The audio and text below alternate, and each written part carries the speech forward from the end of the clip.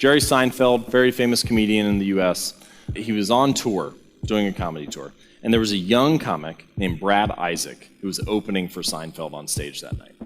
And he caught Seinfeld backstage before the show, and he said, "Mr. Seinfeld, I'm an aspiring comic, I'm a young comic. What tips do you have for a young comic on how to succeed?" And Seinfeld thought for a minute, and he said, "Well, the secret to being a better comic is to write better jokes. And the secret to writing better jokes is to write every day. So here's what you should do.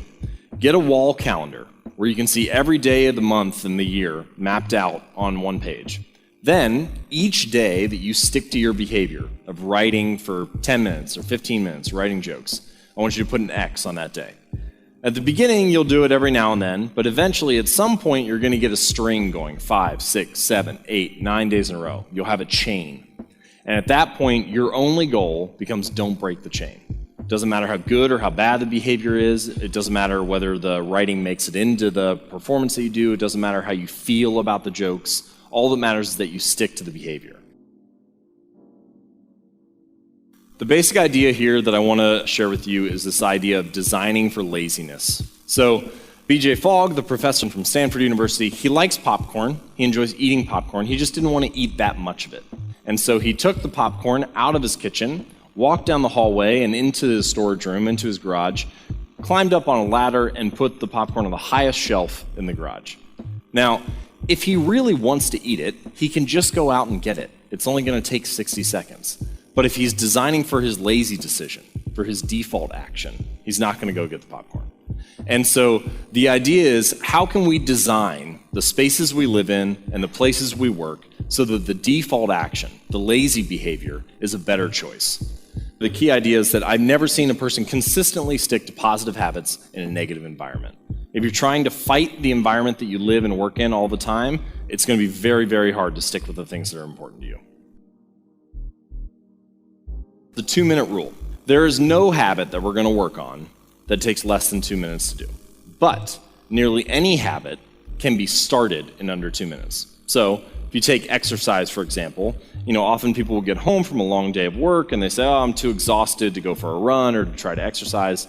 So I never get around to doing it because I think about, I have to run 5 kilometers or whatever, some long distance that seems overwhelming to me." So rather than focus on the whole thing that you need to do, I would encourage you to focus on just the first 2 minutes. So what's the first 2 minutes of that habit? I put my running shoes on, I get out the door, and I lock the door. And if you do just that, it doesn't matter if you take another step. But what you find is that motivation often comes after starting, not before.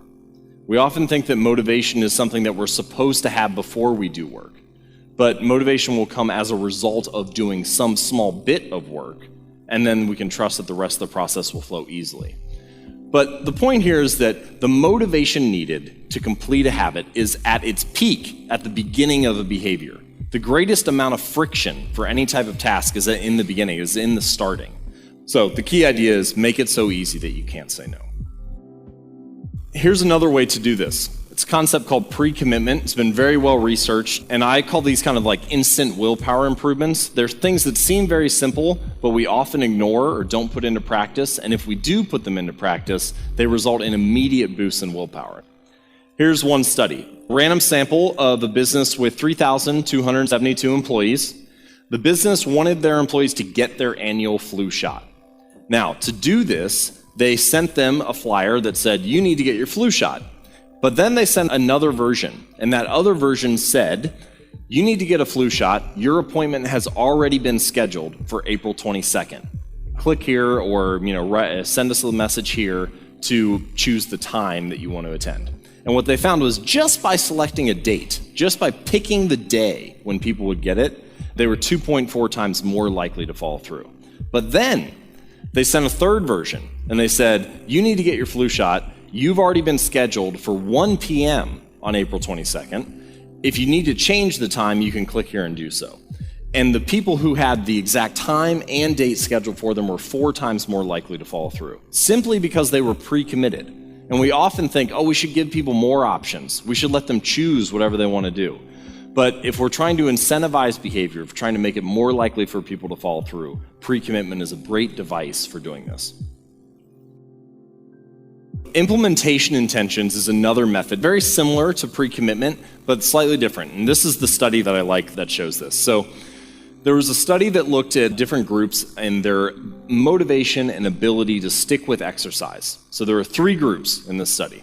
The first group, they brought in and they said, we want you to track how often you exercise over the next 2 weeks. So that's group 1. Group 2, we want you to track how often you exercise, and we're going to show you this motivational video about the benefits of exercise, why you should do it. So group 2 was the motivated group. Then there was group 3. Group 3 got the exact same treatment as group 2. They were told to track their exercise, they were given the motivational speech, they were equally motivated, but they did one thing differently. And that one thing is they filled out this sentence that said, during the next week, I will partake in at least 20 minutes of vigorous exercise on this day, at this time, at this place. And what they found, when they looked at all the analysis at the end of the study, is this is what happened. Group 1, 38% of them worked out over the next 2 weeks. The control group, no motivation. Group 2, remember, they were the motivated group, and the motivation faded almost immediately, as soon as they walked out of the research lab. So 35% of them worked out. And group 3, it was almost double or even triple the odds that they would work out over the next 2 weeks. 91% of them stuck to exercise. And the only difference was that they filled out this little sentence. And it seems so basic, but by pre-committing ourselves to things, we make it much more likely that we follow through. Implementation intentions, which is what this is called, this is an implementation intention. There are hundreds of studies on this, so it's been proven in a bunch of different contexts. It's very simple, and it's something that actually leads to real results. Now, you may be saying, all right, that's great. I should just pick times and places for everything I want to work on. But in fact, we can get really overloaded by the amount of things that we want to improve. There are all sorts of things that you may want to improve upon. So how do you decide where to start? Again, I'm big on simplicity. I'm big on eliminating most of the choices so that you can focus just on the very best uses of your time. And if you're thinking, how do I decide what to focus on after this presentation? I would say focus on the keystone habit. And a keystone habit is a routine or ritual that ripples into the rest of your life. It creates a cascade of good behavior. So for myself, my keystone habit is working out. I know that if I work out, I get the benefits of exercise, sure, but I also tend to focus better. I have this period of high focus, the post-workout high for an hour or so afterward. I sleep better that night because I am tired and exhausted and have worked myself physically, which means I wake up the next day with better energy, which means I focus better then. And I also tend to eat better just because I feel like, I worked out, so I don't want to waste it. So I actually eat worse when I don't work out and eat better when I do. Now, at no point was I trying to build better nutrition habits or better focus or better sleep habits or improved energy, but all those things happen as a side effect as a result of the one keystone habit. Some other common examples of keystone habits, CEOs will often talk about their daily meditation habit. If they get 10 or 20 minutes of meditation in, then the rest of their day flows more smoothly. Artists, really big on a daily walk. There are tons of famous artists. There's a great book called Daily Rituals that talks about the habits and behaviors of many famous artists and scientists. And it's interesting how many of them had a daily walk as part of their routine. But these are some examples of if you just do this one behavior, you can trust that it will ripple into other areas of your personal and professional life.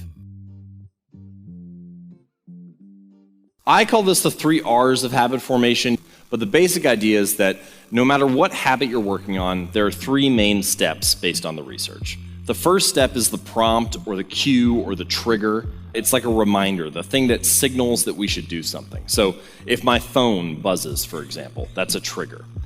The next piece is the routine. This is the behavior itself, the actual habit that you're going to perform. So my phone buzzes, that's the trigger. I answer the phone, that's the routine.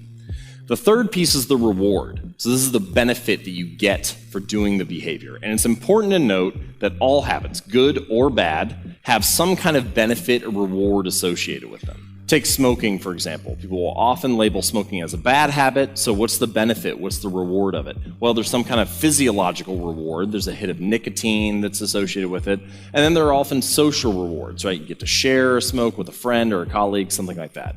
So regardless of how we label habits or behaviors, the important thing is to note that all of them have some kind of benefit neurologically associated with them. Now, so my phone rings, that's a reminder. I answer the phone, that's the routine. And then I get to satisfy my curiosity or find out who's calling, that's the benefit. And what ends up happening is that if that reward is positive, then it tells your brain, hey, remember, next time this reminder happens, next time this trigger comes along, we should repeat that pattern. And once you make it through the cycle enough times, it becomes a habit, it becomes ingrained. So, how can we leverage the first part of this, the trigger or the reminder? Let's say that I wanted to start meditating. I could say, all right, in the morning, I make a cup of coffee. And so for this new behavior, I could say, when I make my morning cup of coffee, I will meditate for 60 seconds. And so the current behavior, the things that you're already doing, become the trigger for the new behavior that you're trying to build. And the reason that this is important is that your current behaviors, things that are already habits, have this neurological network built into your mind. They already have like an on-ramp in your brain. And so you're just kind of tapping into that so that you can tag the new behavior and link it to something that's already strongly correlated in your mind. Warren Buffett, one of the most famous investors of our time, he adheres to a concept that I'll call the 25-5 rule. And this story comes from a man named Mike Flint, who was Warren Buffett's private pilot. Mike Flint has flown multiple US presidents. He's also the pilot for Warren Buffett. So he's had a very successful career. And he came to Warren Buffett one day and he said, Warren, I would like to fly this particular type of plane. I think whenever we upgrade, we should get this new one.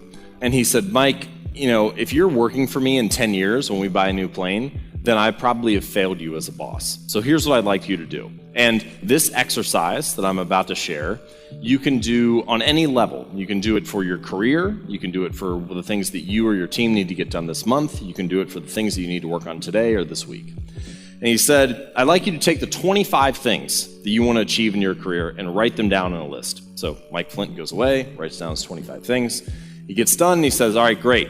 I want you to circle the top 5 things on that list. So spend some more time. He circles the top 5 priorities. He says, all right, tell me what your strategy is at this point. And Mike Flint said, well, I have my top 5 things, so I'm going to work on those first. And he said, great. What about the other things on your list? He said, well, those will be the things I do on nights or weekends or when I get tired or bored or, a project stalls. I'll work on that. And Warren Buffett said, Mike, you got it all wrong. The things that you've circled are your priorities. The other items on your list, numbers 6 through 25, this is your never do under any circumstance list. And the reason is because it's so easy for us to rationalize spending time on things that are good uses of time but not great uses of time. It's items that 6 through 25 on your list that take up time and space and energy because we can justify why we need to do them. They're on the list for a reason. They just don't happen to be the best uses of our time.